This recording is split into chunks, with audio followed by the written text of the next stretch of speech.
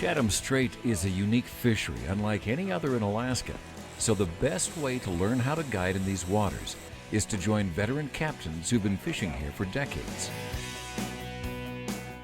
Men like Dick Powers and Garfield George.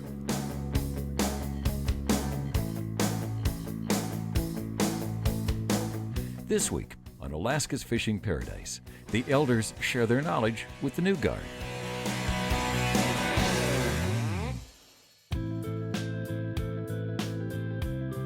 Deep in remote southeast Alaska, there lies a fishing paradise like no other.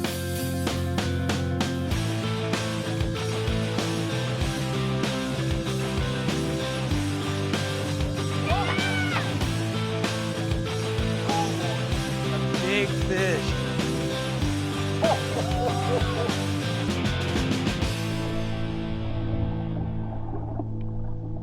Alaska's Fishing Paradise.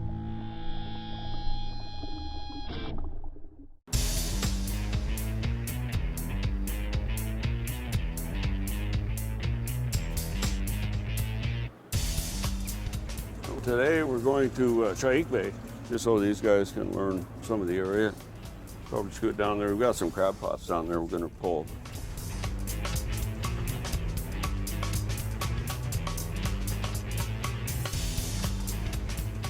There's one of my favorite fishing spots right off of this little rocky reef that you see sticking out there.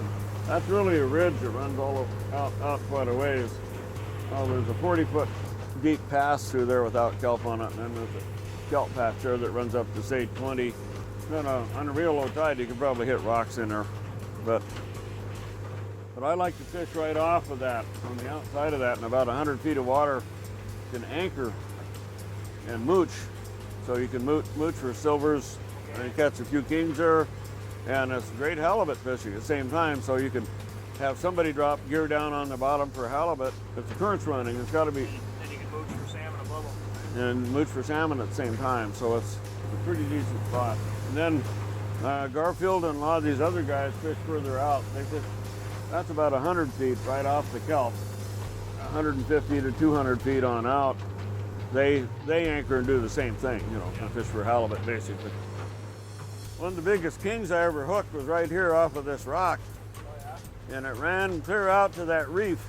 A local fisherman, Tom George, was out there fishing. And I called him on the radio and I said I had a fish that I couldn't stop, was headed right for him. So Tom said, "Oh, I see your fish. Oh, you lost him." And he jumped right next to his boat and threw the hook. He saw it trying to throw the hook. But I thought, well, that's not right, because the line was still stripping out for almost a minute. Still peeling out because of that momentum of the fish, you know, carrying that. I mean, it took a long time before it actually went slack and I realized I didn't have it. Even though he told me it was gone, it was hard to believe. He said it was about 70 pounds.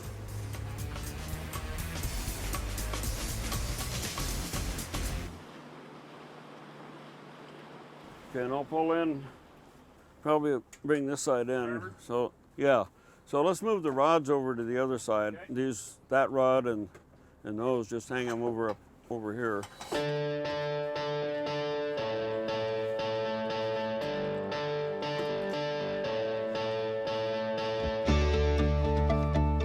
I like this part. Yeah. That's why you guys are log. I ain't stupid, Dick.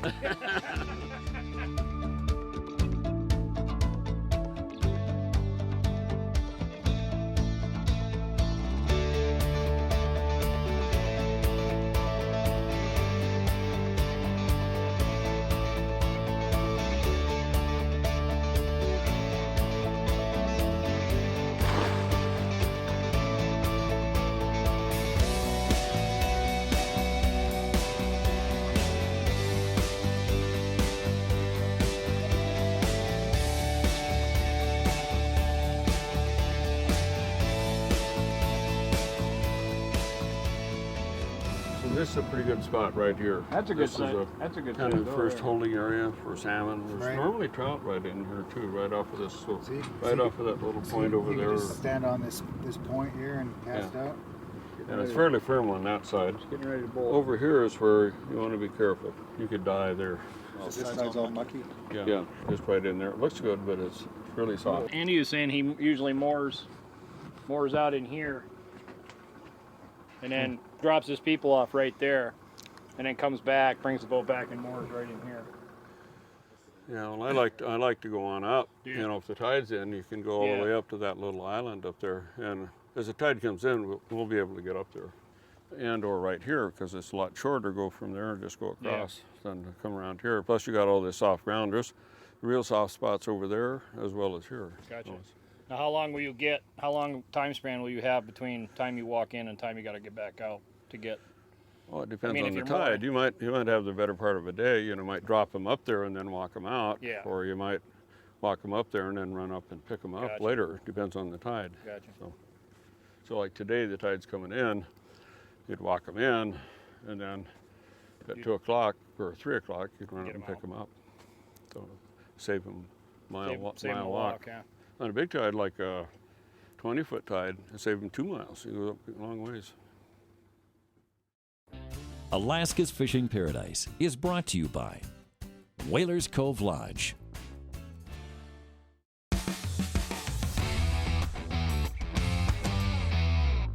Hi, this is a segment of Straight Talk for Whalers Cove, and I'm Dick Powers. And today our subject is the tides and how they affect us. In this area we have an average tide cycle is a 14-foot tide, so there's 2 highs and 2 lows roughly every day. This is a tide book. We use the Juno tides adjusted for Angoon, but it gives us a tide cycle. And anyone that's fishing here refer to this probably several times in a given day. Tide cycle is really important when it comes to fishing and when it comes to safety. Now, Tlingit people have occupied this area for hundreds of years. Tlingit means the people of the tide, and more literally it means for the people for whom, when the tide is out, the table is set. So they lived off the intertidal zone, they lived off the clams and the shellfish, and of course everything else that lives in the intertidal zone and feeds off of it. Tides are probably the single most important thing. I mean, the tides and the ocean currents in this area as far as like the rich environment. Every shellfish, they all have a free swimming form, so a krill form, where they swim around in salt water. And that's the basis for life for everything else. So bigger fish will eat those, little minnows and sculpin and that type of thing. They get eaten by bigger fish, and herring eat those, and that's really what forms the life in this area. We use the tide cycle to fish by. It depends on what you're fishing for. If you're fishing in shallow water, for example, for halibut, you need to have some current. They won't bite that slack tide in shallow water, like 50, 60 feet of water. They're used to feeding when there's current. They can catch their prey when the prey has to be oriented into the current, and the big halibut can pick them up. And really, I think if there's the single most thing for making a good fisherman in this country, and probably anywhere in Alaska and anywhere else, really, is understanding the currents and the tides and how they affect the fisheries.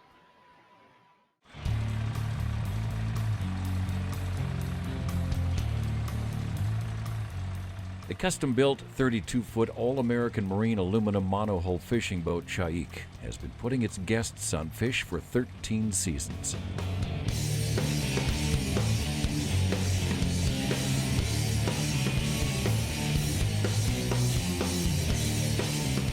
Like the bay, the boat takes its name from Chaik George, the great-great-grandfather of Captain Garfield George. That one man that's right there that you can see, that headstone, that's one of my grandfathers. He was a guy named Killis Nujik. Well, that's what Western man called him, but his Tlingit name was Kitchnoth, Bloody Raven Wings. Wow. Born and raised in the neighboring Tlingit Indian community of Angoon, Garfield's family has been living in this region and fishing these waters as far back as their history reaches.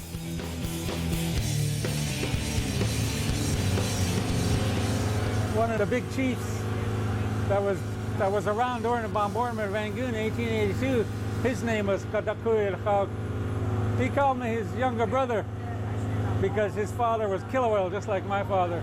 He was the chief of the Kilowell Tooth House. You're a chief too, aren't you? Of my house, yeah. What is the house? I don't. It's just a lineage house.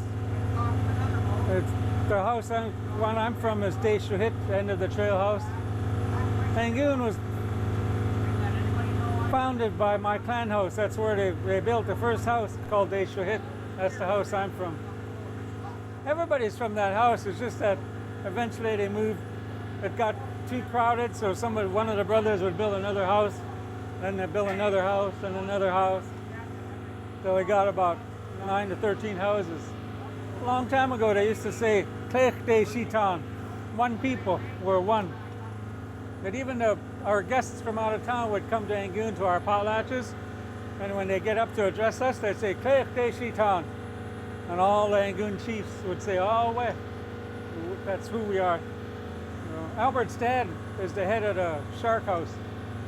There's a shark house here. So how many houses? There's I think there was 2 shark houses, 3 bear houses, 3 killwell houses. Trying to make it easier for Western man to understand this, somebody decided to say eagle raven. One side's eagle, one side's raven.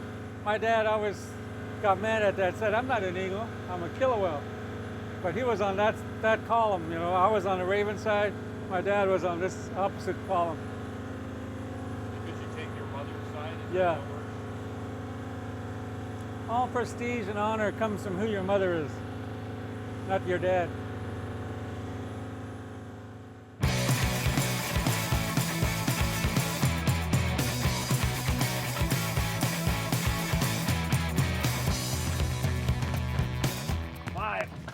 There's only 6 hooks.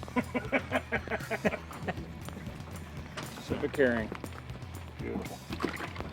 Beautiful. Channel right here, the tide runs so hard they call it E-Clean, or great tide, strong tide.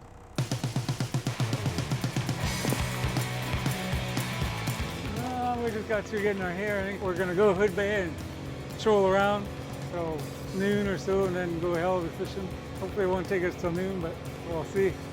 All depends on what kind of wind's coming out of the bay there, no matter how long I fish it. Because usually when it's windy out here, it's blowing out of the bay. And if that's the case, if it's blowing too hard, we're gonna have to do something else.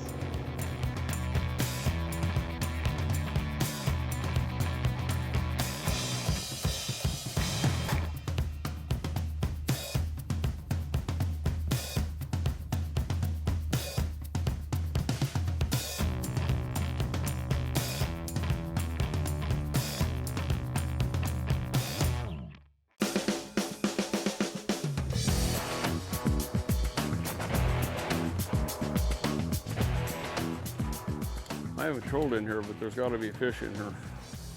We troll just outside, but we'll get it started here, and we'll make a pass or two. Because there's all kinds of bait in here. Back in Chaik Bay, Captain Dick Powers has moved on from crabbing to catching other invertebrates.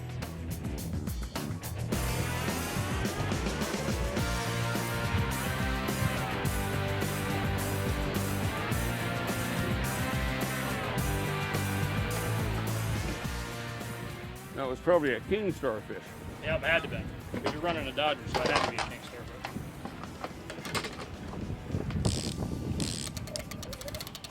I grew up on the East Coast fishing Lake Ontario, eastern lake basin of Lake Ontario. So when we first started getting, in the early 90s, started getting cut bait from British Columbia.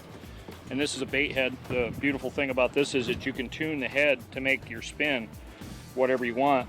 The shallower the arc, the less the spin, and the sharper the arc, the more it spins. So, and then I just altered it a little bit, just run a 2-rig hook rig like we'd normally back home. We'd fish just a single treble, like a size 2. And then we add the Twinkies to the line like that, and then we'd run it off what we call a square or hot spot. And then we'd usually run that anywhere from 5 to 10 off the ball with a strip of bait, and that's it. And that will spin like that. Like I said, West Coast style, 2-hook. Where we normally on the East Coast we'd run just 1 treble right to just the very tip of the bait.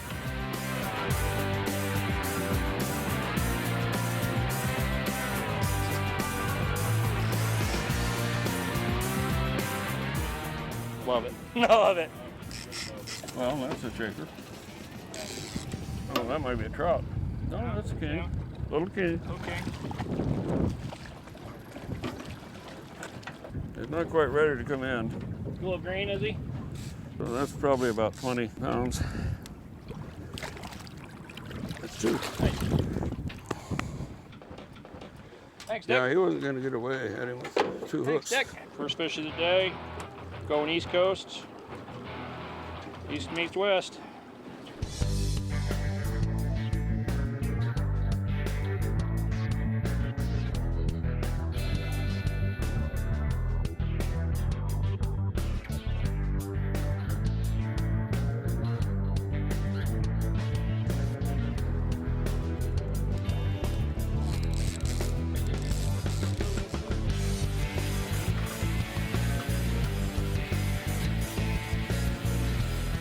We just caught about a 10-pound shark on Mo's Eastern rig setup. We're just trying out here in southeast Alaska. We're catching most of our kings right off the point there. It's a good spot right now.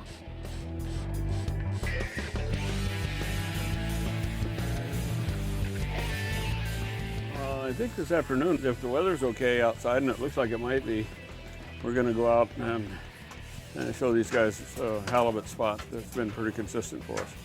So we'll anchor up and run some jigs and a little bit of bait down and see if we can pick up some bottom fish.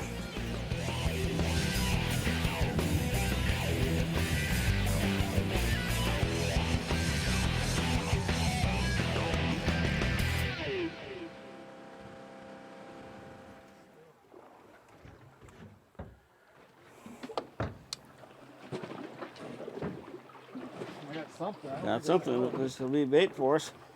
Got a little bit of wiggling action. Whatever it is, I don't think it's huge. We got. Perfect. And that makes great bait. They're good to eat too. And he left my herring. That's a good cut. This is what my wife and I take, are these cod.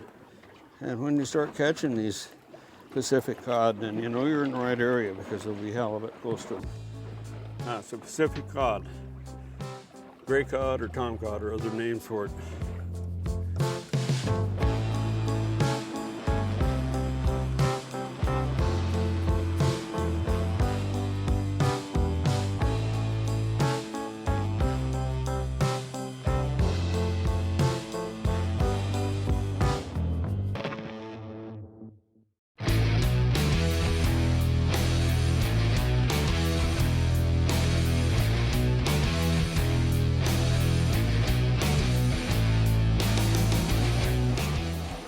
Great cod.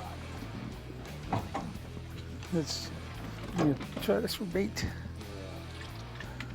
Pacific cod. I love fish tacos.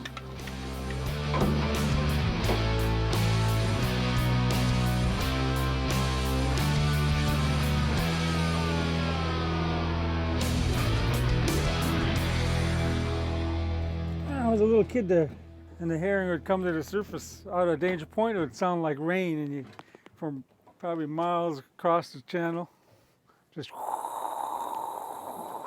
don't do that anymore.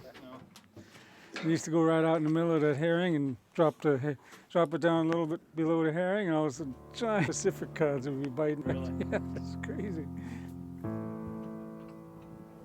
Oh, soaker bait. Oh! That the idiots looks just like that, but it's all bright orange red. Yeah. Yes, man, it's got so much meat on there.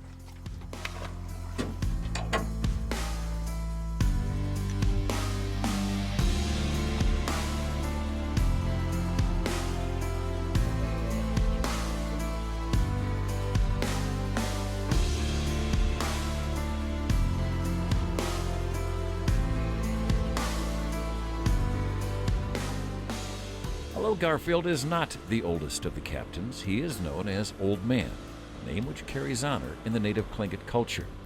Fishing with the Old Man is an essential step on the path to becoming an elite captain in southeast Alaska.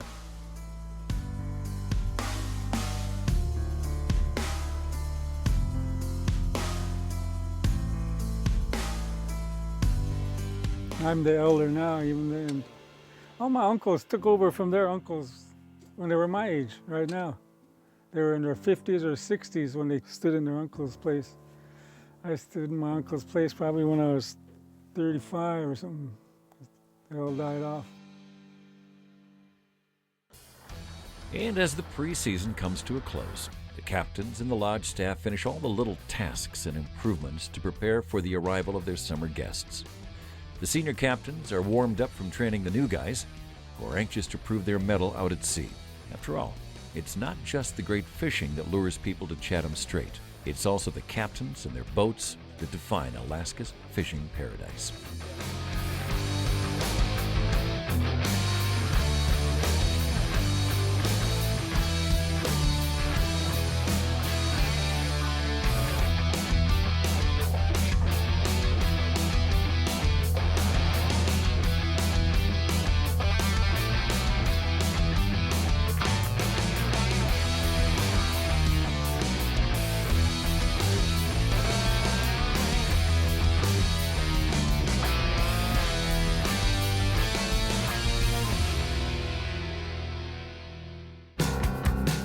Alaska's Fishing Paradise is brought to you by Whalers Cove Lodge.